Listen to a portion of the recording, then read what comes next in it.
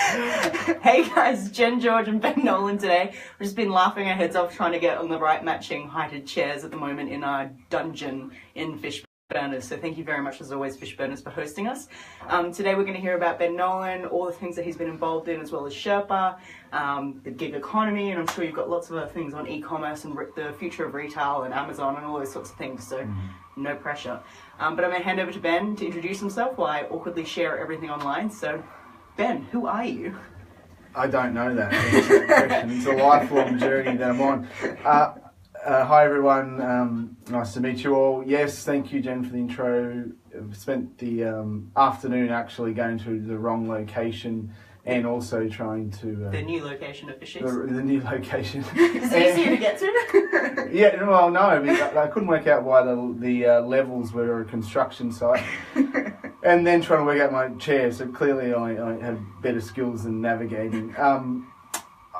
I've spent the last couple of years with Sherpa, which is a logistic technology business, and we've taken that from a lounge room right through to a fully fledged business now with multiple millions of dollars in revenue and expanding across Australia, and obviously, well, not obvious, but soon to be international. I recently moved on from Sherpa and moving into like what I would see as a broader landscape of the future of retail, which I find to be a very interesting space. So I've got a new business and consulting, I guess, professional services arm in that space, and I guess that's probably a good platform to start from if that helps you, Jen. Yes. How else would you like me to introduce myself? I don't know. Well, can you tell us a bit about, what made you start Sherpa? What was the big idea moment? How did you guys get started? What's the startup journey story? Okay, so Sherpa is... Well, what is Sherpa is probably What is Sherpa? Well, logistics technology, but in reality we provide retailers, big and small, the ability to access a plug-and-play delivery network to offer an exceptional last-mile delivery experience, which up until I think recent times was the battlefront for retailers winning the customer, having a great last mile experience, delivering it fast, delivering it with real-time tracking. So we built a technology platform and a delivery network of over 20,000 drivers and 40,000 businesses across Australia. Wow. So yeah, very, very proud of what we achieved in the last couple of years. How did you get them? Like what was day one strategy versus, a year in strategy? Well, I think that's partly linked to your first question, which is the startup journey. So, I've been down this road a few times. We started with Sherpa in a lounge room. We focused on all those classic, lean model, MVP type things in the beginning, making sure that we had a problem to solve and the customers were willing to pay for it. And so, very early on, with hardly anything of really measurable or quantifiable traction, but enough to say that we were solving a problem, we were able to raise capital and grow it from there. And so. And then I guess I can fast track. I'll tell you all the bits in between: getting boards, raising more capital, growing the business, hiring people, all those fun things that you go through.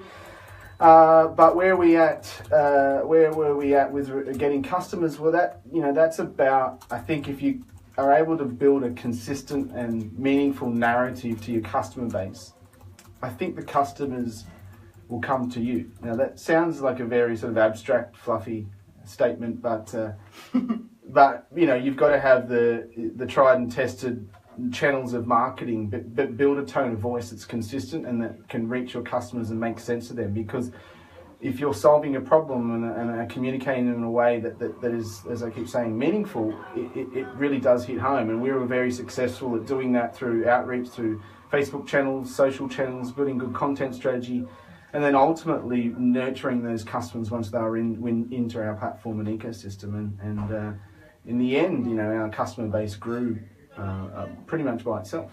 So what would be, if you were starting a startup today, what would be a two-sided marketplace like Sherpa? What would be the first thing that you would do to try and attract those businesses? Would it be literally trying to build that brand, so content online? Would it be hitting the streets, trying to get people, what does the first 10 users look like?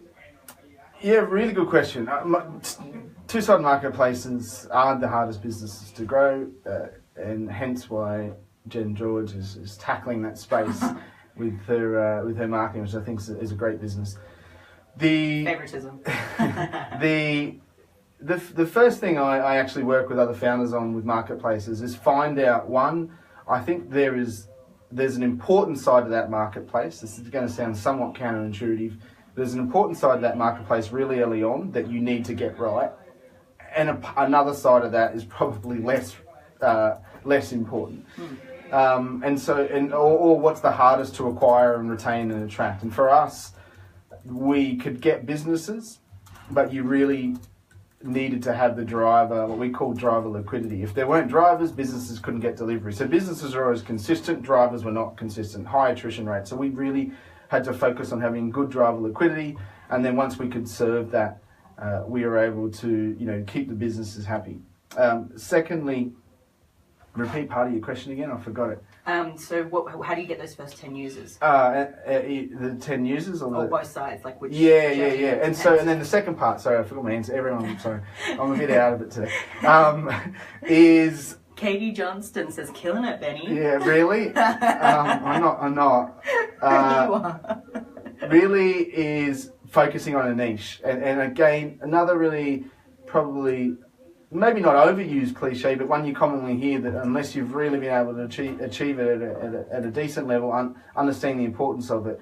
We went out and found what is the market segment of our total marketplace that we thought we could go after, that had the highest propensity to use us, the highest need state, the largest problem to be solved, and we really honed in on that. And I think too many businesses in those early stages struggle to work out where that niche market is, or that and stay focused on that segment, because it's so easy to get distracted. For us, it was actually florists and cake shops and small businesses that just need delivery every day. But then we kept getting inquiries from different market segments, and I think if we had got distracted to try to serve them, we would have actually dissolved the density that's important for a marketplace and tried to sort of serve everyone and everywhere, and in the end you end up with a business that's serving no one. So that's really important. So getting those first 10 customers is about density, is about focusing on a market segment, and serving that well. And marketplaces grow with density. And a good reading to follow up on this is The Flywheel by Amazon. Good reading.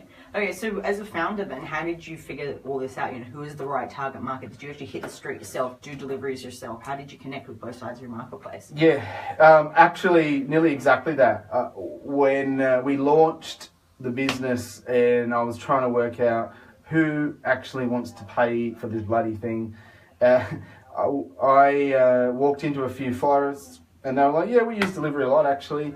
But then I found that trying to displace an existing provider was more difficult than I thought.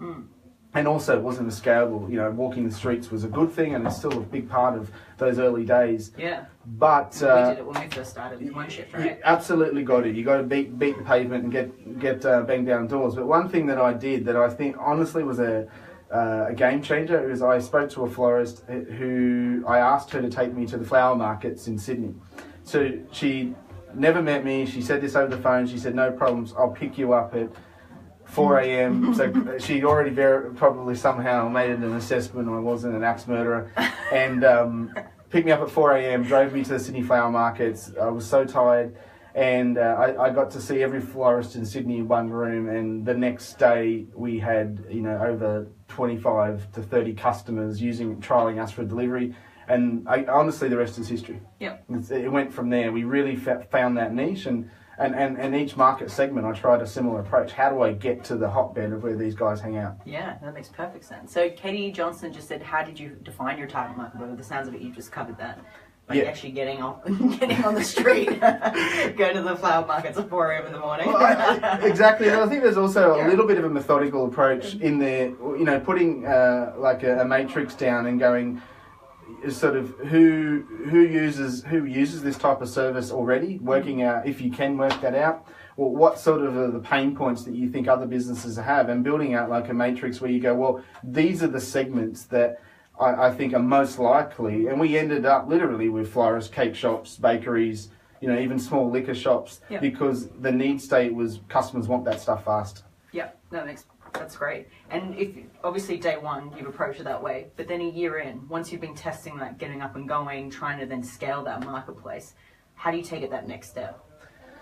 How do we take it the next step? You can't hit the street forever, right? No. So a couple of things we did at Sherpa that I would like to share that I think are important in growing a marketplace for any business really.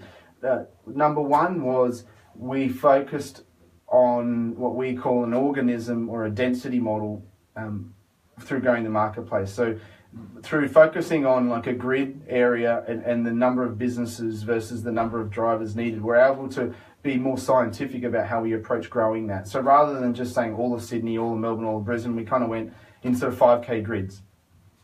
Surrey Hills and then, Pyrmont and then Glebe and those areas. And that allowed us to build density, because once the density is there, it goes back to what I said earlier around, it becomes a self-sustaining ecosystem. Enough drivers come to the area, enough businesses get good service, more businesses join, more drivers come, and it becomes a cycle. It becomes a perpetuous and a rewarding cycle for the ecosystem. And then from there, what we really did was we we actually treated our business like how SaaS companies grow.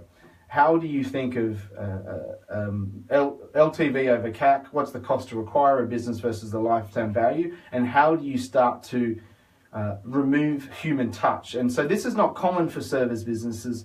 It's very common for SaaS companies and something I'm sure, Jen, you will go through. So we actually implemented marketing automation very early on in sort of the end of our first year.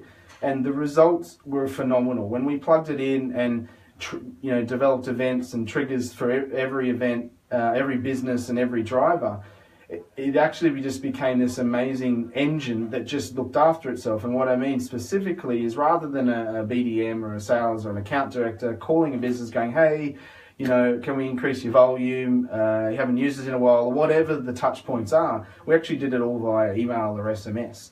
And our lifetime value, or our average monthly use, at this point, actually tripled. Wow. So it went from like $190 to more than tripled, closer to $600, $700. Yeah. And that's still consistent, to this day, in keeping our average basket size up, or monthly usage, value up for businesses. And I think that was the biggest thing we did to implement scale. Yeah, definitely. That sounds great. So with then getting the right people in your team then to figure all this stuff out, because obviously you can't be an expert at everything as a leader.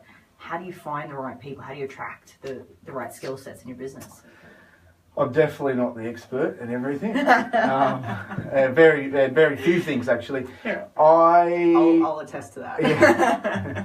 I love building teams. It's the favourite part. I think in terms of the most rewarding thing I get out of building companies is actually putting together a bunch of people that are smarter than me and putting a common goal in front of them. And I really enjoy doing that at Sherpa. Up at one point we had about 16 people, and the whole focus for us is, I'm less about skill, I'm more about will. And when you should get a t-shirt saying that. will versus skill. It's actually consulting speak I learned a long time ago. I've got to get that stuff out of my vernacular. When hiring people, it's like, I focus on, what are they motivated for? Less about, do you know about logistics and do you want to be here for 3 years? Yeah. It's about, who are you as a person? What are your values? What do you love about this space? And we were so fortunate to get people that were, we had people that heard about us from overseas, that came to the country, said, we heard about Sherpa, you're a great fast-growing business. So we actually really didn't struggle with hiring people. And so our team weren't always specialists. I think if I was to offer a piece of advice, I think having specialists is really important in startups, because it can keep you efficient across the board. But we didn't always have specialists, but I often liked hiring someone that clearly was skilled and talented and motivated, and may not always fit the exact role, but could actually contribute to the business. And that really, really worked for us. Yeah.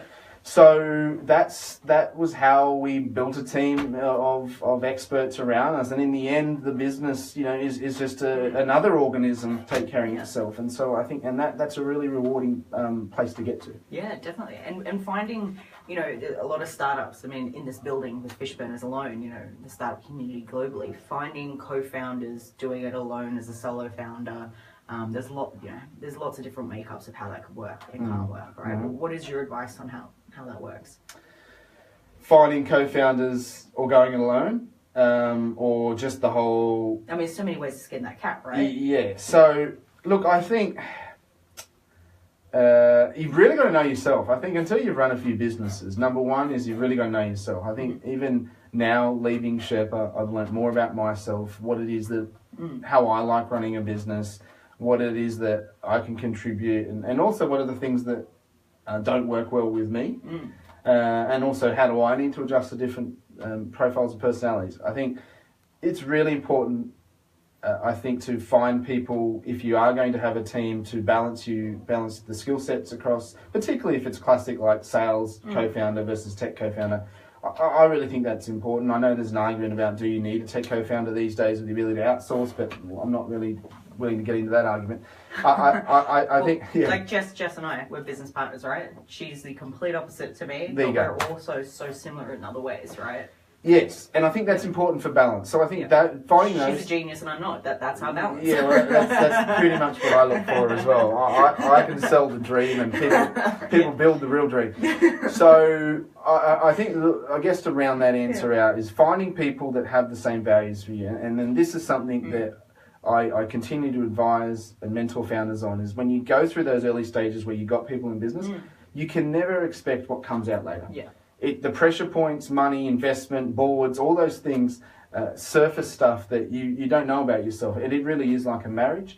And so sitting down and setting up a founding charter of how we're all going to work together, working out what your values are, what happens when conflict comes up. So assume the worst up front. Set everything up for the worst. Absolutely, because it gets messy later. Yeah. It's hard to go back and say, oh, by the way, can you sign this? Yeah, that's right. Yeah. And all of those things that you don't think you want to talk about, and it sounds silly to talk about, even like how you're going to work, roles and responsibilities are really important. So I think having all that up front, if you are in a team, is important. And really, at the end of the day, if you're working with people that have the same values as you, the conflicts are easy to resolve. And I think that's the biggest takeaway from this. Yeah, no, that's massive. Sorry, Tara J, we're finally coming back to you. How long did it take to build the app at approximate cost, and how did you reduce the risk of spending that money? How long did it take to build the app? Okay. The first time or the 10th? Yeah. Well, MVP... 3 to 4 months overseas, 10 to 15 grand from memory. It was the worst app that's ever been put in the App Store, but it worked. And I think it was a testament to, as long as it was able to log a delivery, provide some of those basic features that we needed to validate, that was all we cared about. Like, there was, most of the time you couldn't log in. It was really clunky, but we did it dirty, we did it fast, and we got it out there. And it was just enough to prove what we wanted to. Then from there, the app was a constantly iterative process. So I think that's the best answer. How do we reduce the risk of spending that money? I think I'm still a big fan of outsourcing those early stage MVPs. It's the easiest way to reduce cost. Number two, we had a technical co-founder, so we were able to make sure we had all that scoped right. And I think if you don't have a technical co-founder, or you're not technical, get someone to help mentor you through that process, because outsourcing, and I've experienced this 5 or 6 years ago, can be very expensive if you don't know how to manage people, because you could end up with a product which is not what you expected. Very, very much so, but do you think there's an element that, because there are so many tools these days that kind of show you how to drag and drop it together, like ShareTribe, Marketplace, or there's so many free online tools to learn how to code, even basic apps that kind of get you up and running really quickly. Do you think there's merit in people who might not naturally be, in that tech space to kind of head down that path first to save 10, 15 grand? Well, it depends on what floats your boat, right? Because I know me in personally, I want to, like, I just don't have the propensity to sit down and dedicate myself to that. But if you really want to be that type of founder and you want to learn that skill purely out of interest, then absolutely, because I am aware those things exist, and I'm aware that even Google's got some great coding education courses online. Code Academy is good. Code Academy, that's right. Rails Girls. What is it? Rails Girls. Rails Girls, oh yeah, okay. I even started building one. I'll get it open. But I'm not that sort of person. I would rather really genuinely say what I'm not good at and outsource that strengths, and just get moving and find someone that can build it. So I can balance off them. So yeah. No, it makes sense. And so what are you seeing as some of the good, like the really interesting startups in the Australian ecosystem at the moment? No favoritism, of course. Yeah. Okay, definitely not Temi or Token, my new platform. I've been sort of a bit out of it the last couple of months. I've been fortunate to be overseas in Europe. Classic. Can't you tell from this tan? Yeah, and the hair. It's very European. You got a gold chain on? Or? No, I got jewelry on. Italian loafers. Totally developing. So, what are some good apps out there? I think let me think about this. I really can't take my focus away from the retail space, because if I was to, it's somewhat similar to where you're at, Jen, I think, in terms of where we are at, and I think in the current status of the world, is that, it's for businesses to win the customer against sort of the behemoths in most verticals. It's not anymore about, it's become about winning the customer at the top of the funnel.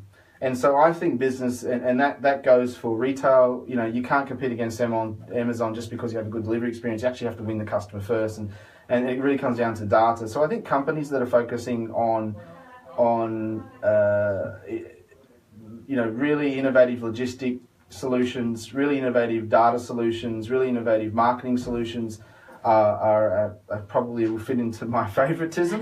Who's doing that well here in Australia? Well, I have to say some good friends of both of ours. I think Premonition is doing an amazing job. I'm not friends with them. Oh. Sorry. Hey, Brad. Yes, no. Is doing an amazing job in logistics, and I think we'll see them on the global radar soon. I do have to say what I think Temi's doing is an amazing step forward in how we're using data and AI to drive smarter marketing. That is favoritism. Sorry, thank you. I'm trying to think who else that I've seen pop up on my radar. I do think Australia is producing some good fintech plays, and there's still a couple of good businesses out there that I want to see, go beyond our shores. What is it called? Pocketbook, which is a good it's a couple of years old now. I don't really know who else is around. I mean, I'm a bit out of it. You're a bit after your European holiday. yeah, I haven't looked for a while. No, fair enough. And so with the startup scene, I mean, you yourself. Oh, hang on, we got a question first. Food bombs. Ryan, if you haven't raised capital before, how do you manage the expectation of your investors? Really, really good question, Ryan. Good name for your business, by the way. Is it Food Bombs or Food Bomb? Plural. Yeah. So you've got to set up front. Value, like your founders, get close and get squared up on the values, because what I think is a big challenge for startups in Australia is the type of money that it's kind of the landscape of investment. What we have is a maturing investment landscape, and I think most founders will testify to this, where we've got later stage VCs. In the middle and early stages there's not a lot, except for very early stage you have what's called high net worth money. And so high net worth money can be really good and easy and low maintenance, but it comes from individuals, and individuals have expectations, individuals have value systems, and individuals have a lens on the world. And so be really clear about what it is that your dream is, why they're investing, why they want to invest in you, how you guys are going to work together, and set up, just like the founder scenario, set up a framework early on, when you're going to report to them, how you'd like their involvement, and just really get clear about doing that from day one, because there's no point taking investors' money if you both have a different outcome or an idea of an outcome for the business. So how do you suss out who that, is it a strategic, is it a VC, is it a corporate, how do you suss out what that is for yourself? Well, I think it's a natural, it naturally surfaces itself. Most VCs here won't touch a business unless they're, doing at least $1 million in rev. I mean, that could be too much of a generalisation, but I think that's pretty much right. There's one or two that I know will come in quite early. And then in between that, you literally have a couple of seed funds, or you have Sydney Angels, Melbourne Angels, or you can just find your own private networks. Australia has a growing family office market that has lots of money to spend, but finding them, accessing them, and getting them to move away from their traditional brick and mortar investments or mineral investments into tech is moving, but it's still slow. So it naturally happens because their threshold of investment or threshold of risk is linked to where they are at the stage. So the guys that'll chuck 250K in a business that's pre-revenue, pre any real genuine proof, are the guys that have probably made their money on their own and happy to have a few cracks or punts per year, and that's the same sort of money we took at Sherpa, and it's the same sort of money I think most, or a lot of businesses, I shouldn't say most, are taking that early or pre-revenue stage, because that's the risk profile. What about a couple of years on, you're looking to get that next stage of growth? For example, One Shift took on money from Programs, which is a labour hire company, so it made sense from a candidate and a business point of view to get two sides of our marketplace. How do you think startups should be approaching corporates? Really good question. It's come up a bit lately. Corporate investment has to be, in my view, remember these are only my views. It's golden. It has to be approached with caution. What you achieved at One Shift is actually are you putting an emoji on me? Wow, I was just saying we should consider this while we do this. I'm happy to have an emoji. We'll take you seriously. Find your face. A seashell hat. They can't take me seriously when I'm talking about private investment. That's Nemo. Okay. I could have the Egyptian hat. Later. So corporate investment has to be treated with caution, because corporate venture arms are not mature here in Australia either. There's only a few that are starting to, and I'm actually will be working with some over the course of 2018, hopefully. Not mature enough here. It's very common in the US. And what can happen, so I think your scenario is unique. I think approach it if possible and if open, but what can happen is corporate venture, if they don't really know why they're investing, often it's a very selfish investment without them even knowing that it's a selfish investment, because their interests may only to suit their needs. Yeah. And so do you think it's kind of like a badge of saying, hey, we're investing in startups? Yeah, that, and we want your tech, but then particularly in Australia, which is a land of duopolies, for example, taking an investment off Woolworths can ruin your opportunity to have an agnostic technology for Coles or anyone else that they see, and that is not always the case, but that's an example of thinking about what are the interests of the corporate venture arm. And so I think definitely think about that, because it can be strategic if that business has the right value of why they're investing and they want to see you grow. And also if they have the ability to expand you beyond what, or add an exponential amount of value. And I think you've got to explore all that. I think basically the summary is take each investment with their own weights and measures and approach it as it is. I think to further flesh out your question, Australian startups have to really look at investment as one and the same as the business model. And this is one thing I've learned over a couple of tech businesses. Your investor strategy and your business strategy and your founder strategy and all the different strategies are actually all one. You've got to, we mature as founders, as we mature as entrepreneurs, you've got to think about it all as one. And that is that as you're thinking about growing the business, you should be thinking about exit plans, milestones, and investment stages, and how you want to map all that out and how it fits in. Because if you create a business and then think about investment as a separate parallel, that can actually make it difficult to create a liquidity event. It can make it difficult for follow-on investors. So you should always be thinking about these things as you're growing. It's hard and it's overwhelming for early founders. And as you want to think about scaling, you've got to think about investors that can help that. Yeah. No, makes perfect sense. And so then I guess from your point of view, with the businesses that you're now starting, can we talk about any of that? Yeah. Do you want to tell us a bit about what you're doing? So, as I've alluded to a few times, I think the retail logistics, it's sort of all the same space now. I think is really exciting. I think what we're seeing geopolitical, bear with me here, geopolitically, with respect to China's One Belt, One Road strategy. If you don't want to know what that is, read up on it. It's really interesting about the plan to get products and merchandise and resources, labour and investment all the way through to South Africa. Sydney and Australia plays a huge role in that based on our ports. this plays right into where Amazon and Alibaba are conquering retail. So a big part of what I said earlier around winning the customer at the top of the funnel is why retailers lose. There's all these misnomers about what Amazon will do when they land in Australia. We've got everyone writing articles every day on LinkedIn. The reality is it's a combination of things, but Amazon wins because their sheer ability to win the customer and keep them. Yeah. And that comes from the fact that they have 7 or 500 million active buyers monthly, informing a machine learning or an artificial intelligent engine that makes their page so highly converting that it's so much better than other retailers that they don't even get to fit into the same competitive landscape. So companies like Myer, David Jones, Harvey Norman, these guys will struggle because it's not just about everything else. It's about winning the customer. So I am going into that space. Got a company called Token. We've already fortunate to have a bunch of retailers that will join us during our early stage beta. It is still a bit secret, but essentially we are building a data platform. This seems like a really secretive place to talk about it. I don't want to go too far, but we don't have a website, but we're close to releasing the first iteration of the product.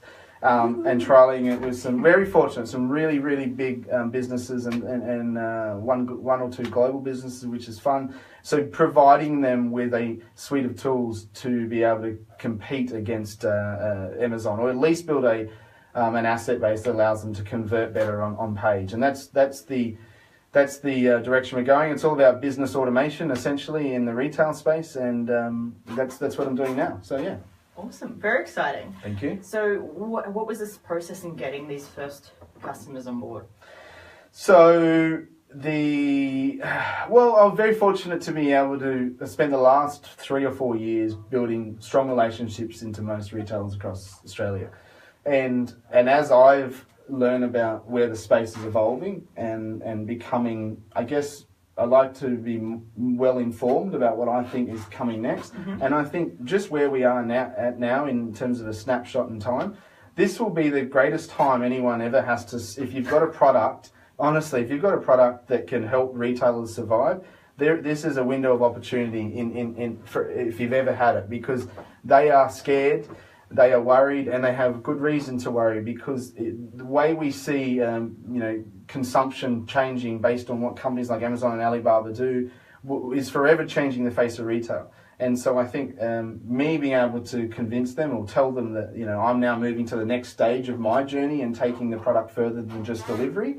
And that's why I refer to top of the funnel versus the bottom of the funnel. I first thought that the problem was at the bottom of the funnel, the last mile delivery, but I've moved it back upstream. And I think that I want to win the customer there. Yep. So I see that someone's commented on my hair. I was wondering if you were going to say that. I know him too. Go away. Hi, Luke. So what's next then? Obviously getting the beta launch out. When are you thinking that's going to happen? What am I saying? It starts on Wednesday. Wow, very exciting. So we'll have a few small businesses to start in case it breaks things. And then from there, we'll go into some bigger retailers, and essentially, probably not unlike the way you've approached it, Jen, is that we would just want to have our engine running and learning and capturing data, and when we tell the world that we've got an amazing platform, we hopefully it will be. So we'll probably still spend the next 6 months really behind closed doors and just creating a system and a platform that really genuinely is helping retailers. Not only integrate all their data, systemize and streamline things, but do this on-page conversion, and that's where we're at. So it's sort of next week launch, and spend the next 6 months just getting more businesses on board. That's great, very cool. Thank you. Looking forward to hearing how it goes. Thank you. Thank you. We are booking you in for the next update, right? We're just going to do this in Yeah. Please, I'm happy to come. It's really hot in this room. If you haven't noticed, I keep going to take my jacket off. But I don't know, that's weird. It's like a tiny room, it's like 1 metre by 1 metre. I think I'm going to turn the camera around. I can't work it out, but there we go.